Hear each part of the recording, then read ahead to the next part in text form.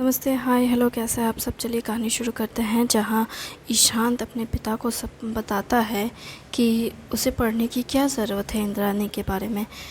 वो तो इतनी समझदार है कि वो बगल वाले पड़ोस के भैया की किताब के सारे सवाल जवाब अच्छे से उसने दे दिए। और मुझे तो यकीन ही नहीं हो रहा था कि उसने कैसे किया ये सब।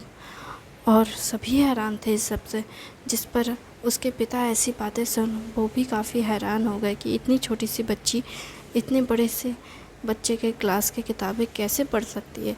लेकिन फिर भी वो ज़्यादा नहीं सोचकर कहने लगे कि उसके स्कूल में तो दाखिला दिलाना ही पड़ेगा ना, क्योंकि सर्टिफिकेट का मूल बहुत ज़्यादा है। चाहे कितनी किताबें तुम्हें पढ़ी होगी, उन किताबों से कुछ नहीं होता। डिग्रियों की ज़रूरत सभी को होती है। ठीक है पिताजी, आपको जो करना है कीजिए, पर मुझे नहीं लगता कि इंद्राणी को पढ़ने की ज़रूरत है। वो बहुत अच्छी और बहुत काबिल है। हाँ, तुम्हें तो अपनी बहन हर रूप में पसंद आएगी ना। अभी से अपनी बहन की साइड ले रहे हो। नहीं पिताजी, मैं सच कह रहा हूँ, वो बहुत अच्छी है पढ़ाई में, मुझसे भी ज़्यादा अच्छी। क्या सच में? हाँ, मैं कह रहा हूँ ना, वो बहुत अच्छी है। अच्छी बात है, अपनी बहन को वो अच्छे से पढ़ाना तब। और पिताजी तो मानने को तैयार नहीं है। ईशांत मन ही मन कहने लगता है और उसके बाद कहता है, ठीक है पिताजी, चलिए अब सोने चलते हैं। ठीक है। सभी सोने चले जाते हैं, फिर सो कर उठते हैं। सुबह में वो कहते हैं कि चलो तुम्हारे स्कूल में दाखिला करवाऊँगा। मुथु ये बात जब कहता है इंद्राणी से, तो मुथु की ये बात सुन इंद्राणी कहती है, स्कूल क्या होता है? अरे उसी में जिसमें हमारा बेटा पढ़ता है और अब तुम भी पढ़ोगी। स्कूल के बारे में सही कहा जाए तो स्कूल तुम्हें एक सर्टिफिकेट देगा, जिससे तुम किसी भी फील्ड में जाओगी तो तुम्हें नौकरी मिलेगी। मतलब कहीं भी जाओ तो तुम्हें नौकरी की जीवन जीने के लिए किसी तरह का व्यापार या किसी भी तरह का नौकरी करना की ज़रूरत होती है, ताकि तुम्हें पैसे मिले। और पैसे तभी मिलेंगे जब तुम ज़्यादा पढ़ी लिखी होगी।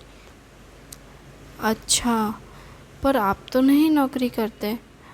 हाँ, तो हम व्यापार करते हैं मछली का। लेकिन हम मछली का व्यापार तभी कर पाएंगे ना जब हमें हिसाब किताब आएगा। और हिसाब किताब तो पढ़ने से आएगा। हिसाब किताब? मुझे तो सारे हिसाब किताब आते हैं। क्या तुम्हें सब आता है? तो बताओ मुझे, दो दो कितना होता है? 4 होता है। 2 6 कितना होता है जोड़ने पे? 2 6 8 होता है। अच्छा, ऐसे करके मुथु बहुत हार्डली सवाल करने लगते हैं, छोटे से लेके बड़े तक। और जब बहुत सारे 100 नंबर तक के सवाल करने लगे, और वो कॉपी पेन पेपर लेकर बैठ जाते हैं मुथु और क्वेश्चन आंसर करने लगते हैं।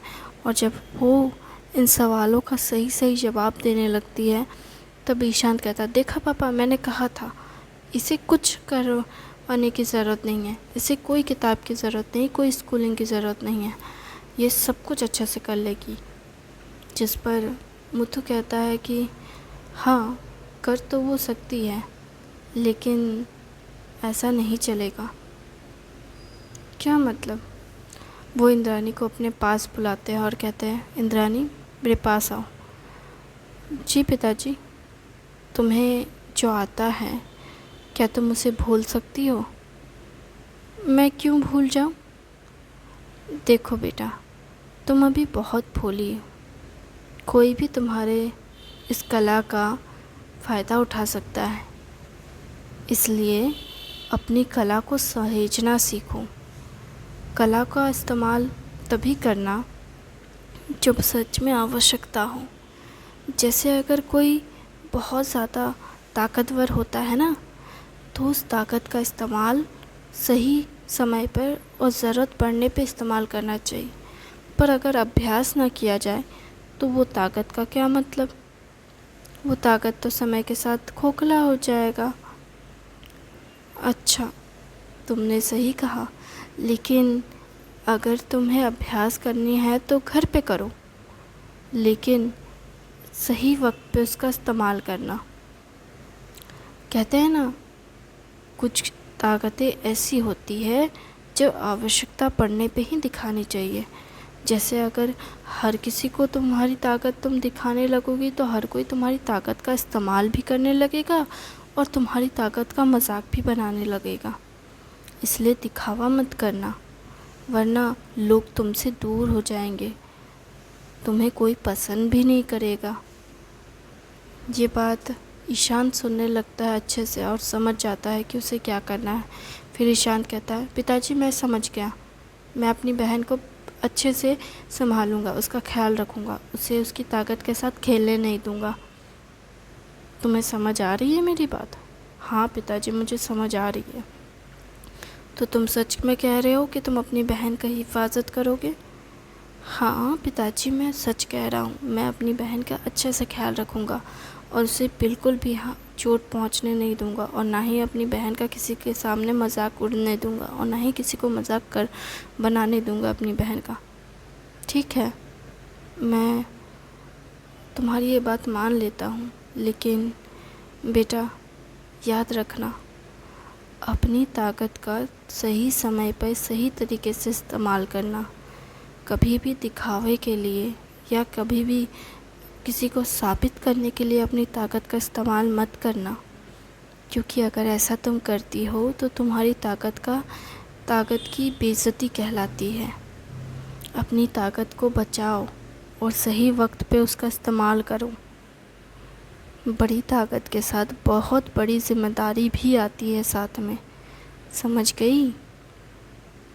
ठीक है, मैं अपनी ज़िम्मेदारी अच्छे से निभाऊंगी और मैं वादा करती हूँ मैं अपनी बुद्धि का अच्छी जगह इस्तेमाल करूँगी। ठीक है। अगर ये कहकर वो उससे प्रॉमिस लेते हैं कि वो गलत तरह से गलत लोगों की मदद नहीं करेगी और ऐसे वादे कर कर वो इंद्रानी को लेकर स्कूल जाने वाले होते हैं नाश्ता करने के बाद। लेकिन तभी ईशांत और इंद्रानी की माँ मुथु को टोकती है मीरा और कहती है, कहाँ जा रहे हैं बच्चों को लेकर? स्कूल जा रहा हूँ। अरे स्कूल जा रहे हैं, लेकिन अभी इस समय पे क्यों? क्यों नहीं, अभी इस समय में क्या खराबी है? अरे अभी तो 9:15 ही हो रहे हैं। हाँ हमें पता है 9:15 हो रहे हैं, लेकिन स्कूल जाने में भी समय लगता है, 20-25 मिनट 30 मिनट तो लग ही जाएंगे जाते में। और जाने के बाद फिर इनसे इंद्रानी को अच्छे से स्कूल भी तो दिखाना है। उसके बाद स्कूल का दाखिला का जो प्रोसेसिंग है वो भी तो पूरा करना होगा ना। और उसके बाद फिर उसे अच्छे से क्लासरूम भी तो दिखाना है। वो छोटी बच्ची नहीं है, लेकिन वो कभी स्कूल नहीं गई। हाँ, लेकिन आप उसे इस तरह से ले जाएंगे तो उसे अच्छा लगेगा क्या? दाखिले के लिए माँ बाप दोनों को में से किसी एक को तो जाना ही पड़ेगा ना। जहाँ तक मुझे पता है हमारे बेटे के एडमिशन के समय हम दोनों ही गए थे, तो बेटी के समय सिर्फ आप क्यों जा रहे हैं? वो बड़ी है ना। अच्छा, अब ये बड़ी हो गई? अगर ये बड़ी हो गई है तो भी मैं जाऊंगी। तो सीधे सीधे कहना चाहिए ना कि तुम्हें भी जाना है। ये बोलने में क्या जाता था? अगर मैं कहती कि मुझे जाना है तब आप कहते कि तुम घर का काम कर लो ख़त्म, फिर जाना। हाँ तो मैं कुछ गलत थोड़ी ना कह रहा हूँ। तुम अपना ख्याल रखो, घर का काम ख़त्म करोगी तब ना आराम से आ पाओगी। इस तरह हड़बड़ करके आओगी तो फिर तुम्हें ही तकलीफ़ होगी और बच्चों को भी परेशानी होगी। बच्चों को कोई परेशानी नहीं है और मैं क्यों ना जाऊँ? मेरी बेटी का एडमिशन है तो मैं तो जाऊँगी और मैं अपनी बेटी का एडमिशन अच्छे स्कूल में कराना चाहती हूँ। हाँ तो हमारे बेटे का स्कूल अच्छा ही तो है। हाँ तो मैं जानती हूँ, इसलिए तो चलिए साथ में चलते हैं और अच्छे से बेटी का एडमिशन कराते हैं। मैं तो कह रहा था कि तुम घर का काम ख़त्म कर लो, फिर आराम में आना छुट्टी के समय में, बच्चों को लेकर के जाना। मैं एडमिशन करा करके बच्चों को क्लास दिखा दूँगा और फिर मैं अपने काम पे चला जाऊँगा। आपको काम पे जाना है तो जाइए, मैं बच्चों को लेकर जाऊँगी। मैं जाना चाहती हूँ तो मैं जाना चाहती हूँ। ठीक है मेरी अम्मा, चलो, मैं आपकी अम्मा नहीं हूँ। हम मैं जानता हूँ तुम मेरी पत्नी हो, पर तुम में मेरी अम्मा वाला गुण है। हमेशा मेरी अम्मा के सामने मैं चुप हो जाता हूँ, वैसे तुम्हारे सामने भी मैं चुप हो जाता हूँ। अच्छा, ज़्यादा मत बनिए, चलिए। फिर वो सभी घर में को कहते हैं, पड़ोसी को, कि हम जा रहे हैं चाची, घर का ध्यान रखिएगा। हाँ हाँ, तुम जाओ। ताला काहे नहीं लगा दिए? अरे ज़रूरत क्या है चाची, अपने ही तो लोग हैं सब। ठीक है। और हाँ चाची, थोड़ा चूल्हे पे ना दूध चढ़ा रखा है मैंने, देख लीजिएगा तो। और हाँ, चूल्हे में अगर आँच रहे ना तो आप भी कुछ बनाना चाहें तो बना लीजिएगा। ठीक है बेटा, हम तब बैगन टमाटर थोड़ा पका लेते हैं। ठीक है चाची, जो आपको सही लगे वो कीजिए। ठीक है। अरे बाप रे, सब रास्ते में घूरते हैं और कहते हैं, वाह, अब तो लगता है मुत्तू का पूरा परिवार खुशहाल परिवार बन गया। एक चाची आती है, वो कहती है, तेरे परिवार को नज़र न लगे। वो उसकी नज़र उतारने लगते हैं, जिस पर इंद्रानी कहती है, क्या कर रहे हैं और आपने घर में ताला क्यों नहीं लगाया?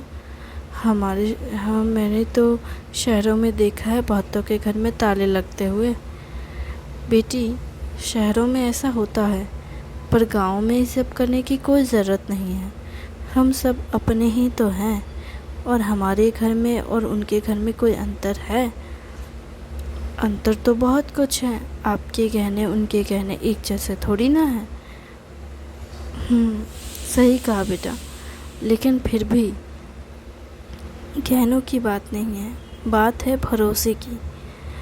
भरोसा शहरों में नहीं है लोगों के बीच, पर गाँव में है। भरोसा है इस बात का कि हमारे साथ कुछ भी हो, वो हमेशा हमारे पास खड़े रहेंगे, जो शहरों में नहीं है। कोई किसी के साथ खड़ा नहीं होता, किसी के लिए स्टैंड नहीं लेता। पर गांव में ना, हर कोई हर किसी के घर में जाता है, आता है, और अपनों का बीच एक अच्छी बॉन्ड बनती है और रिश्ते मज़बूत होते हैं इससे। और हमारे गांव में ये भी है कि हम सब मिलकर एक साथ त्यौहार मनाते हैं, हर चीज़ का स्वागत करते हैं। होली, दिवाली, हर घर में दिए जलते हैं।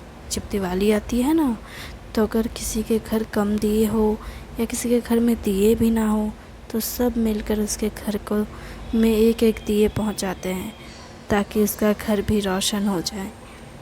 और एक दिया भी काफ़ी होता है किसी घर को रोशन करने के लिए और अंधेरे को ख़त्म करने के लिए। इसलिए बेटी, हमेशा कदम बढ़ाना चाहिए। पहले हमें कदम बढ़ाना होगा, फिर दूसरे हमारे साथ चलेंगे ना। बदलाव की शुरुआत हमेशा खुद से होती है, तभी तो बदलाव होता है अच्छे से।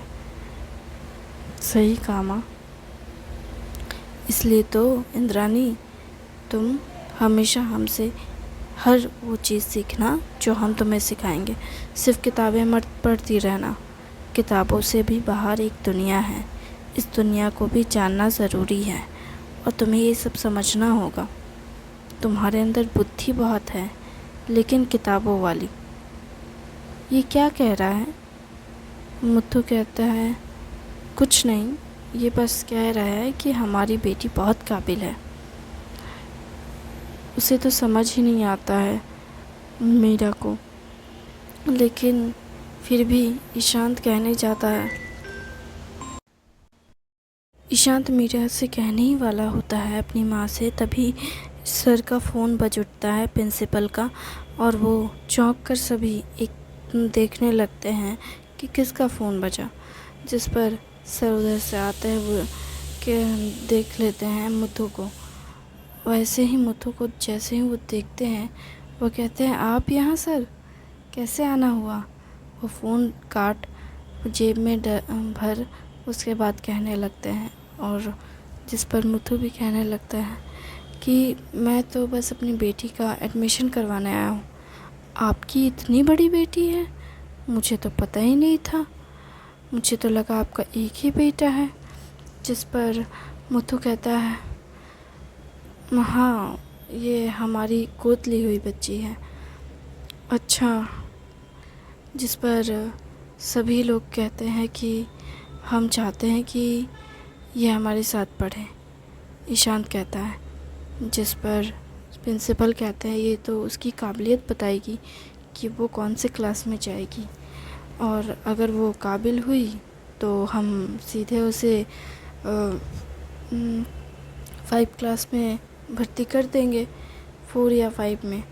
लेकिन अगर वो काबिल नहीं हुई तो मैं नहीं कह सकता कि मैं उसे एडमिशन दे पाऊँगा, वो भी 5-6 में या फिर किसी और क्लास में।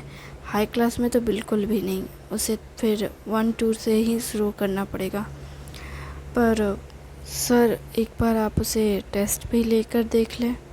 हाँ बिल्कुल, आपकी बेटी है तो आपने तो पहले भी उसे पढ़ाया लिखाया होगा, तो उसे सब कुछ पता ही होगा थोड़ा बहुत।